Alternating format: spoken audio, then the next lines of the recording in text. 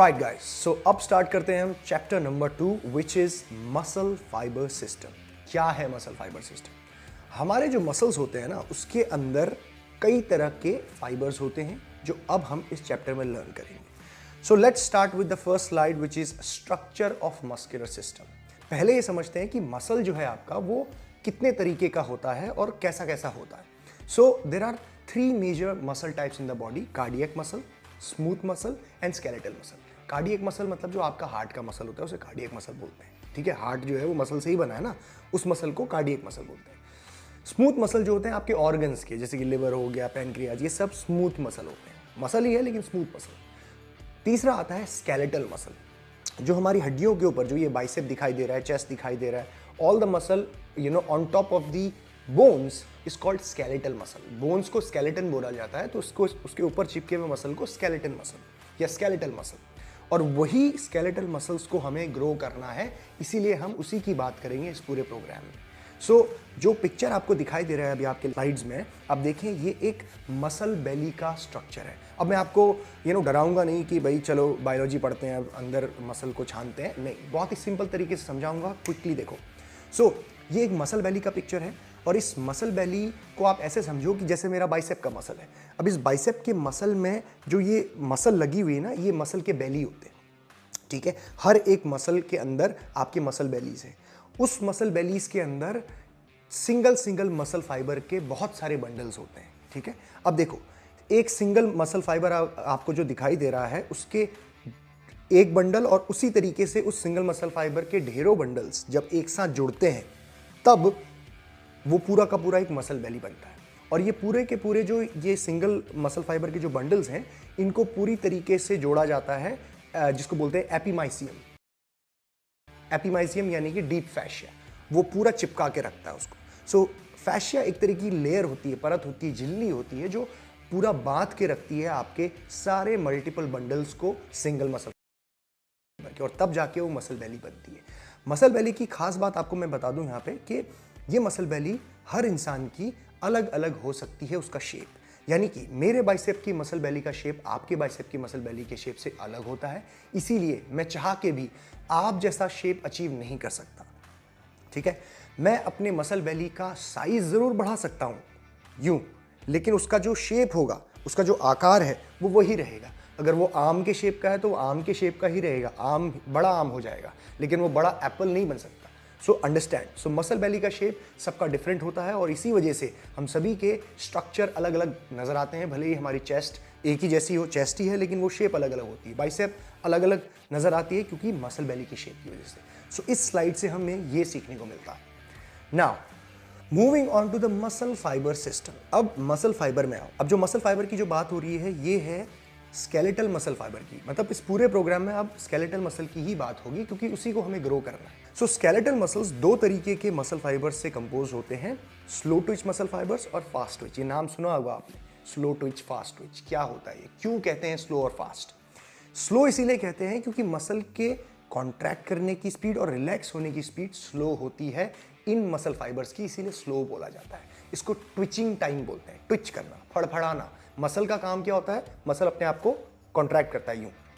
अब जब भी इसकी स्पीड स्लो होगी तो ऑटोमेटिकली उसको स्लो ट्विच मसल फाइबर की कैटेगरी में रखा जाएगा, और ठीक इसका उल्टा, जिसकी फास्ट है उसको फास्ट ट्विच मसल फाइबर की कैटेगरी में रखा जाता है। अब ट्विचिंग टाइम की वजह से इनको अलग अलग नाम दिए गए हैं, इसकी वजह से इनको और भी कैरेक्टरिस्टिक्स दी गई हैं।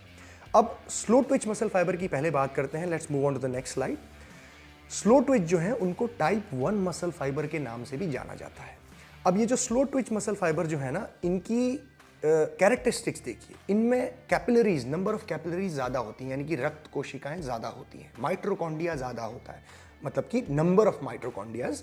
किसके कंपैरिजन में? फास्ट ट्विच के कंपैरिजन में। सो माइट्रोकॉन्ड्रिया में क्या होता है, आपकी एनर्जी को ट्रांसफॉर्म करता है एटीपी में और सेल्यूलर एनर्जी बनाता है। तो ये माइट्रोकॉन्ड्रिया का काम है, जो स्लो ट्विच मसल फाइबर में थोड़े ज़्यादा होते हैं। मायोग्लोबिन ज़्यादा है। मायोग्लोबिन क्या है? एक तरीके से हीमोग्लोबिन की तरह काम करता है, जो आपकी डिलीवरी ऑफ ऑक्सीजन को इंप्रूव करता है। उसके साथ साथ रेड पिगमेंट जो होते हैं रेड ब्लड सेल्स में, ये ज़्यादा पाए जाते हैं स्लो ट्विच फाइबर में, इसीलिए इनका कलर भी रेड होता है। सो इनको रेड फाइबर्स भी कहा जाता है। सो ये कैरेक्टरिस्टिक्स हैं टाइप 1 मसल फाइबर की। अब नेक्स्ट बात करते हैं टाइप 2 मसल फाइबर यानी कि फास्ट ट्विच की। अब ये ऐसे मसल फाइबर्स हैं जिनको दो फर्दर कैटेगरीज में डिवाइड किया गया है, type 2A and type 2X। अब टाइप 2A जो है ना, ये आप कह सकते हो कि इंटरमीडिएट मसल फाइबर्स हैं जो टाइप 1 और टाइप 2 के बीच में फॉल करते हैं। इनमें थोड़ी कैरेक्टरिस्टिक्स स्लो ट्विच वाली भी है और थोड़ी कैरेक्टरिस्टिक्स फास्ट ट्विच वाली भी। नाउ टाइप 2 मसल्स में अगर हम टाइप 2X को देखें तो वो complete fast Twitch muscle fibres है, यानी कि सारी की सारी कैरेक्टरिस्टिक्स उनमें फास्ट ट्विच वाली। कौन सी कैरेक्टरिस्टिक्स? जैसे कि इनमें कम कैपिलरीज होती हैं, इनमें माइटोकॉन्ड्रिया कम होता है, इनमें मायोग्लोबिन कम होता है, और साथ ही साथ ये ऑक्सीडेटिव कैपेसिटी नहीं होती, यानी कि ऑक्सीजन को इस्तेमाल करके एनर्जी बनाने की capacity type 2X muscle fibres में नहीं होती, because they are complete fast Twitch.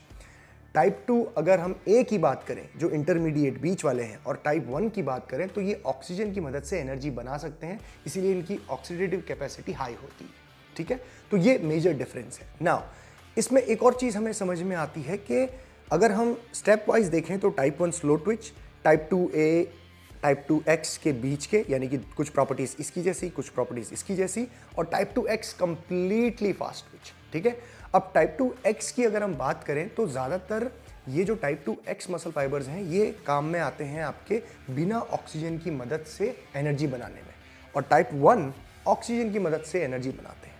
तो ये मेजर डिफरेंस इनमें है, और इसीलिए इन दोनों की ही एक्टिविटीज काफ़ी डिफरेंट होती है, बॉडी इनको अलग अलग एक्टिविटीज में इस्तेमाल करती है। Alright, let's move on to the next slide which is ATP, the high energy molecule.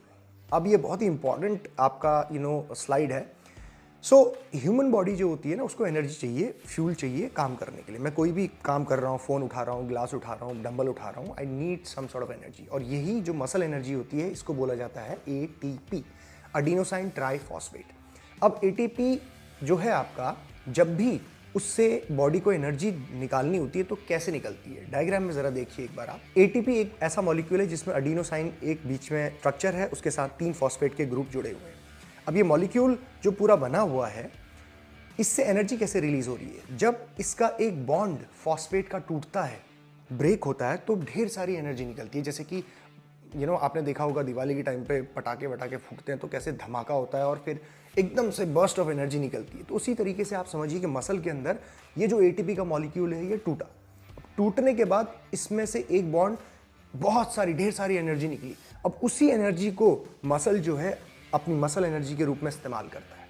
अब टेक्निकली अगर देखें तो लगभग 40% of the energy release from ATP is used as cellular work. Cellular काम में 40% ही यूज होती है, बाकी जो 60% है वो एज ए हीट रिलीज हो जाती है बॉडी से। इसीलिए आप गौर करेंगे जब आप ट्रेनिंग करते हो, वर्कआउट करते हो, कोई भी एक्टिविटी करते हो तो आपकी बॉडी गर्म होने लगती है। This is the reason, because वो ATP जो है 60% as a body heat release हो रहा है। So this is how body makes energy through ATP। ठीक है, now moving on to the ATP production. अब भाई ATP जब टूट रहा है, एनर्जी निकल रही है, तो ATP तो खत्म हो गया, वापस से ATP कैसे बनेगा? तो ATP को वापस से बनाने का ही साइकिल बॉडी का काम होता है कि भाई लगातार एनर्जी मिलते रहे, और उसके लिए बॉडी यूज करती है प्रोसेस कॉल्ड फॉस्फोराइलेशन। क्या होता है इसमें? ATP टूटा, ठीक है, एक बॉन्ड टूट गया, अब जब 3 में से 1 निकल गया तो क्या बचा उसके पास? सिर्फ 2, यानी कि अब वो एडिनोसाइन डाइफॉस्फेट बच गया है। बट बॉडी उसको वैसे नहीं रहने देती, बॉडी उसके पास वापस से एक और फॉस्फेट लेके आती है। कहाँ से लेके आएगी?